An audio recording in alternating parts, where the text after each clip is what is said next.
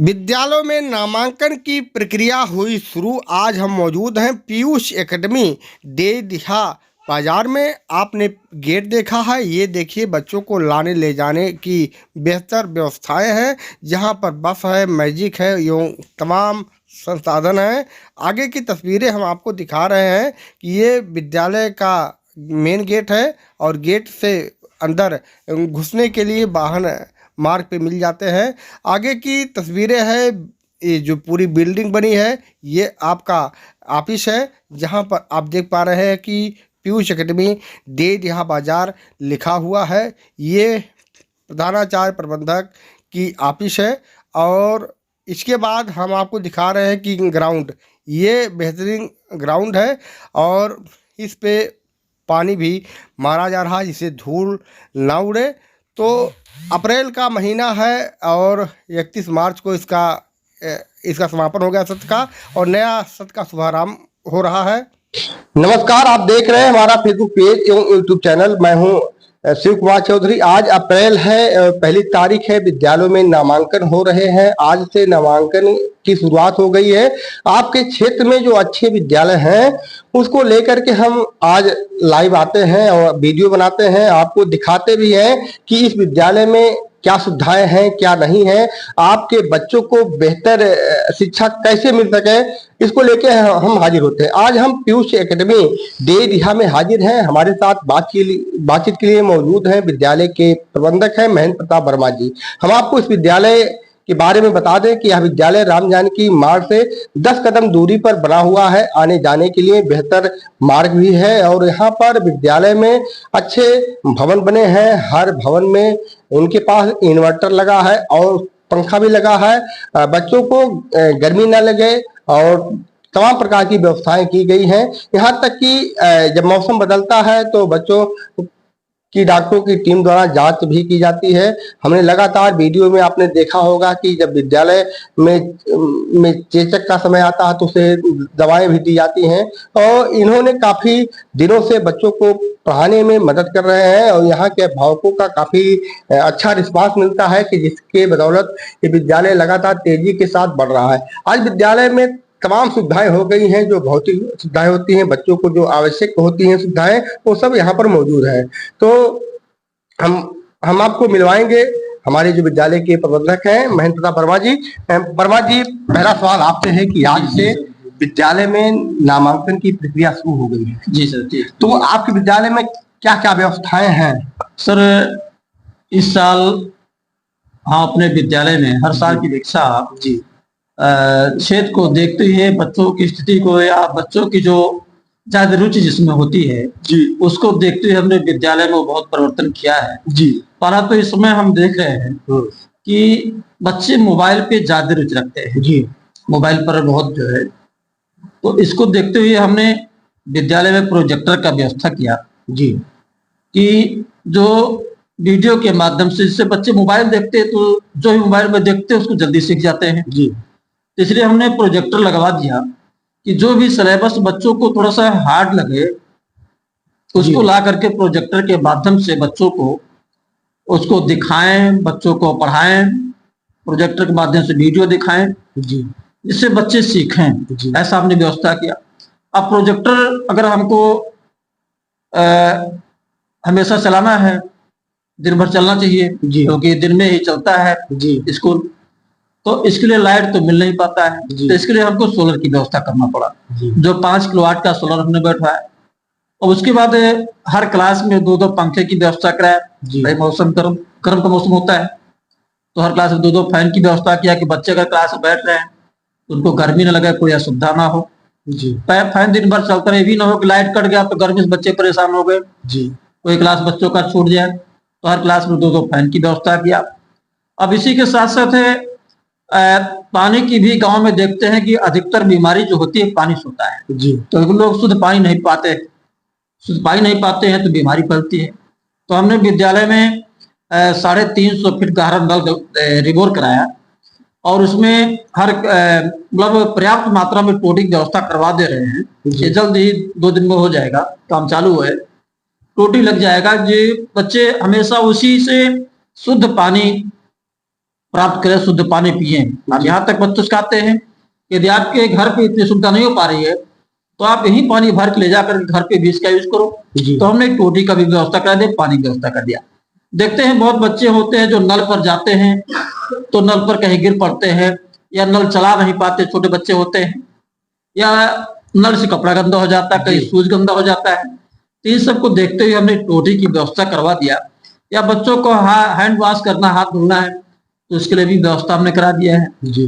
तो इस प्रकार से विद्यालय में बच्चों का डेवलप कैसे हो, बच्चों का प्रोग्रेस कैसे हो, बच्चों का भविष्य उज्जवल कैसे हो, या माँ बाप अपने बच्चों से यह उम्मीद करते हैं कि मैं बच्चे को पढ़ाऊंगा तो मेरा बच्चा आगे बढ़ेगा। मेरी सोच होती है कि हर अभिभावक की सोच होती है जी कि मेरा बच्चा अच्छे विद्यालय में पढ़े, हो आगे चल के कहीं नौकरी पावे या समाज में सम्मान प्राप्त करे।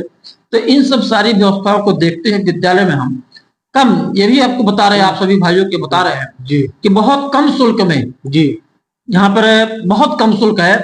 और ये भी अभिभावक से कहेंगे कि ऐसा ना विचार करें कि कम शुल्क हम ले रहे हैं तो विद्यालय में कोई सुविधा नहीं है जी। मैं अपने सभी अभिभावकों से अनुरोध करूंगा कि आप आइए विद्यालय में, आप देखिए व्यवस्था देखिए, या हमारे टीचर जो पढ़ा रहे हैं आप पीछे बैठ करके देखिए कि बढ़िया पढ़ाते कि नहीं पढ़ाते हैं जी। और जैसे गांव में इस समय हम एक बात और साफ कर देना चाहते हैं सभी अभिभावकों से जी कि कुछ हैं जो घर घर जा करके जी अनेक प्रकार की बातें लोगों को भ्रमित करते हैं जी। बहुत से अन्य विद्यालय के लोग होते हैं जी, वो जाते हैं अभिभावक के बात अपनी बात रखते हैं और उनको भ्रमित करते हैं कि आप वहाँ ऐसा है वैसा है। तो मैं अपने अभिभावक से अनुरोध करूंगा कि आप विद्यालय पर आइए, आप किसी की बात ना मानिए जी। आप विद्यालय पर आइए, विद्यालय की व्यवस्था देखिए। जो मैं कह रहा हूँ वो व्यवस्था यदि आपको ना मिले, और यहाँ तक मैं कहता हूँ कि आप आइए हमारे विद्यालय में जिस भी क्लास के जी उस लेवल के सिलेबस को आप दे करके आप यहाँ पर बच्चों को वाइवा लीजिए, देखिए बच्चों की स्थिति अच्छी है कि नहीं अच्छी है जी। हम इतना कहेंगे कि जैसे 100% रिजल्ट नहीं हो पाता है क्योंकि सभी बच्चे एक दिमाग के नहीं होते हैं जी।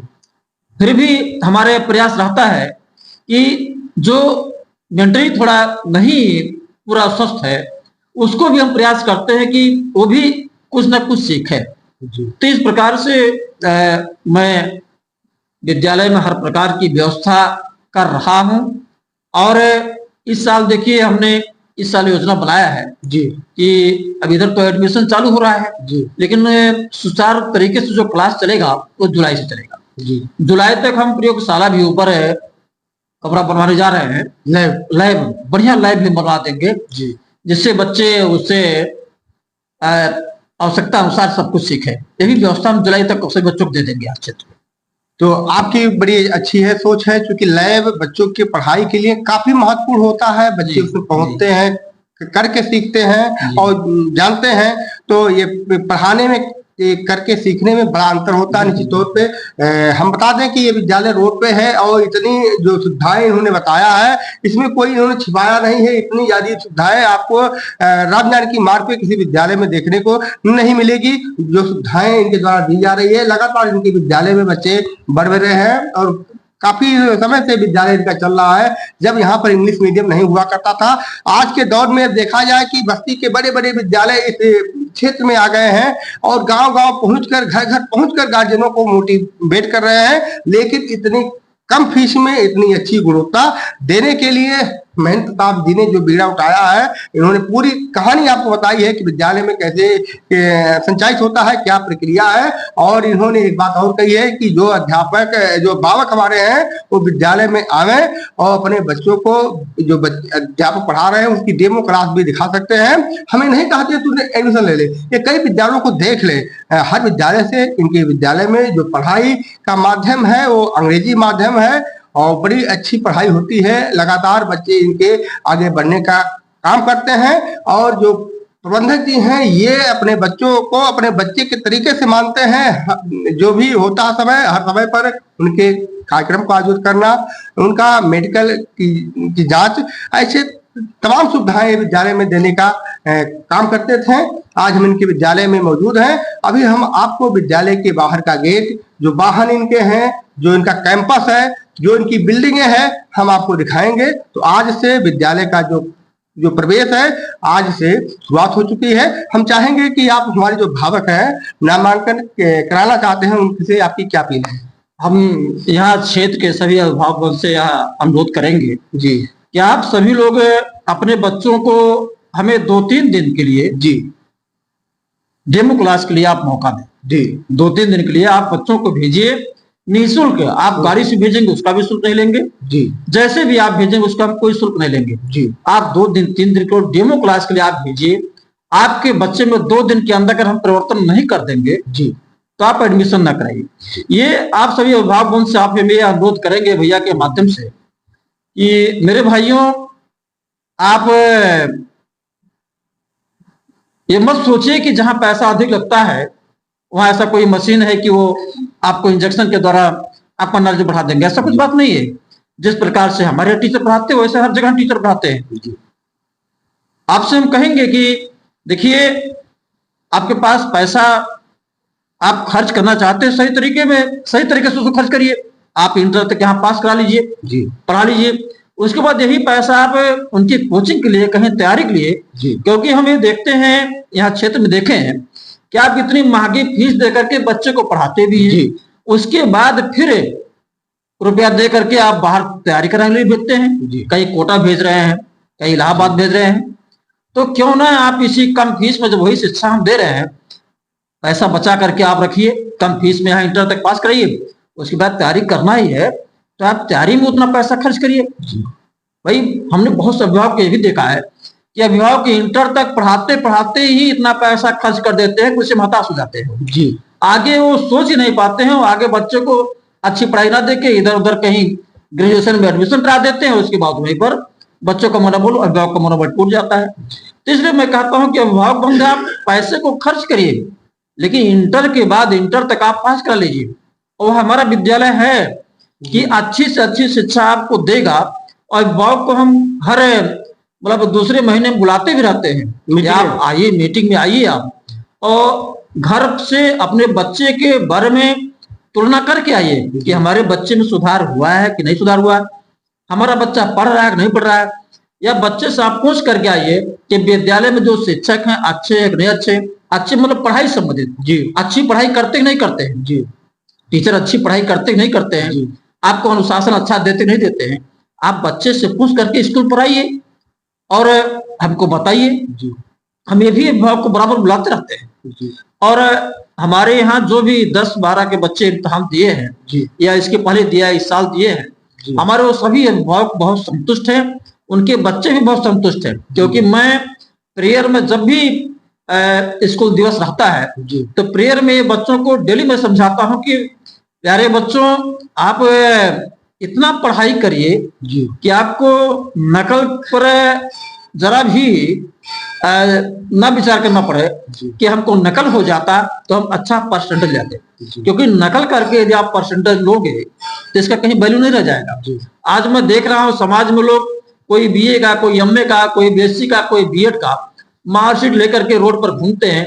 कोई सरकार को कोसता है, कोई माँ बाप को कोसता है, कोई विद्यालय को कोसता है। जबकि ये भी समाज में सभी लोग देख भी रहे हैं कि नौकरी सबको मिल रही है। भाई नौकरी नहीं मिलता, इतने कार्यालय हैं सब, आखिर नौकरी लोग कर नहीं रहे हैं। तो जो अच्छे पढ़े हैं और अपने बल पर पढ़े हैं, बिना नकल के पास किए हैं, नौकरी उनको मिल रही है। तो हम प्रेयर में, हमारे बच्चे भी ये बात सुन रहे होंगे, हम ये बात प्रेयर बताते, बच्चे भी इसका साक्ष्य हैं कि मैं प्रेयर में बोलता हूँ कि नकल आपको विद्यालय में मैं करने नहीं दूंगा। आप 3rd डिवीजन पास हो, 2nd डिवीजन पास हो, लेकिन अपने बल पर पास हो। तो हमेशा हम नकल का विरोध करते रहते हैं और हम भरोसा करते हैं अपने पढ़ाई पर, अपने परिश्रम पर और अपने मेहनत पर। तो हमेशा ये प्रयास करते रहते हैं। तो ये अपने आपके माध्यम से अपने अभिभावक बंधु से हम अनुरोध करेंगे कि मेरे प्यारे भाइयों, आप पैसा देख करके मत जाइए, आप पैसे को सही दिशा में खर्च करें, भावकाल पर मत जाइए। आप अपने बच्चों को पढ़ाई के लिए, या अच्छी पढ़ाई करना चाहते हैं, चाहे पीयूष एकेडमी विद्यालय आपके लिए एक विकल्प है। आप अपने बच्चों का एडमिशन कराएं। और ये भी मैं करता हूं, आप सभी अभिभावक बंधुओं से अनुरोध करूंगा कि यदि आप मान लीजिए किसी महीने भाई आप बीमार भी हो सकते हैं, या सरकारी कर्मचारी को भी वेतन हर महीने नहीं मिलता है, या कोई कहीं आप काम कर रहे हो भी वेतन नहीं मिल पाता है, तो आप 1 महीने फीस नहीं दे पाते हो, तभी मैं उस बच्चे को बाहर नहीं करता हूँ। 1 महीने 2 महीने तक आपको मैं समय देता हूँ कि भाई ये देहात क्षेत्र है, ये कोई एडवांस क्षेत्र नहीं है, अधिकतर मजदूरी और खेती पर निर्भर करते हैं। तो मैं आपसे विभाग बंधु से कहूंगा, यदि आप 1 महीने 2 महीने फीस नहीं दे पाते, तभी मैं किसी बच्चे को बेदखल नहीं स्कूल से बाहर नहीं करता हूँ। भाई साहब, आपके माध्यम से एक बात और कहना चाहता हूँ कि इस क्षेत्र में कोई लाचार है, अनाथ है या माता पिता है, गरीब हैं और वो बच्चे को अच्छी शिक्षा देना चाहते हैं, तो इसके लिए भी मैं आपके माध्यम से सभी विभाग बंधु को बताना चाहता हूँ कि यदि से कोई है तो उनको मैं निःशुल्क शिक्षा दूंगा। हमें अच्छी से अच्छी शिक्षा ग्रहण करें, इंटर तक मैं उन्हें निःशुल्क पास करा दूंगा। ये बड़ी बात है प्रबंधक जी। जी बिल्कुल, मैं वादा करता हूँ कि इस बात से मुकरूंगा नहीं। ये मैं आपके माध्यम से पूरे समाज के लोग बता रहा हूँ कि उस बच्चे को निःशुल्क मैं इंटर तक पास कराऊंगा। लेकिन हाँ, ये है कि ऑनेस्टी हो, ऐसा ना हो कि सभी लोग आकर के यही बात रख, ऑनेस्टी हो। अगर ऐसे हैं कुछ अभिभावक जो बच्चे को पढ़ाना चाहते हैं, तो ऐसे अभिभावक को मैं निश्चित रूप से 12 तक पास कराने की जिम्मेदारी लेता हूँ। देखिए, विद्यालय के प्रबंधक ने बड़ी बात इन्होंने कही है। हमारे जो अभिभावक हैं, देखिए उसका पैमाना होगा और उस पैमाने पर अगर खरा उतरेगा, इनको लगेगा कि हाँ बच्चा वास्तव में गरीब है, इनके माता पिता की स्थिति ठीक नहीं है, इनको पढ़ाने की आवश्यकता है, तभी ये हो सकेगा। फिलहाल इनका बड़ा कार्य है ये कि इन्होंने कहा है कि जो भी गरीब बच्चे हैं, ऐसे बच्चे हैं जो पैसे के अभाव में नहीं पढ़ पा रहे हैं, उनको पढ़ाने का काम करेंगे। तो आज वीडियो थोड़ा लंबा हुआ, लेकिन पूरी जानकारी विद्यालय की ओर से दी गई है कि विद्यालय में क्या क्या व्यवस्थाएं हैं, क्या क्या सुविधाएं हैं। अभी हम आपको विद्यालय के परिसर को, विद्यालय की पूरी प्रक्रिया को दिखाने का काम करेंगे। बस, नमस्कार।